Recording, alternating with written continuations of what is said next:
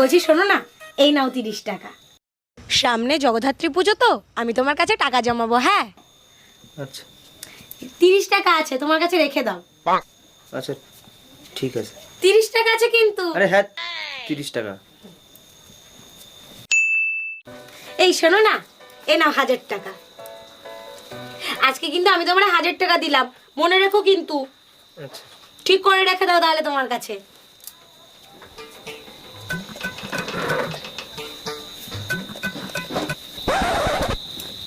দাও আমাকে 30,000 টাকাটা দাও। 30,000 টাকা? কিসের 30,000 টাকা?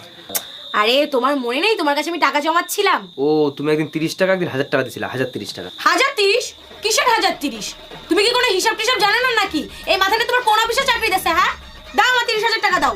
আরে বাবা 30 টাকা আর 1000 টাকা। হ্যাঁ 30,000 টাকা দাও, আমার টাকাটা দাও। শোনো, এসব অঙ্ক টঙ্ক আমার শিখাতে আসবে না, ঠিক আছে?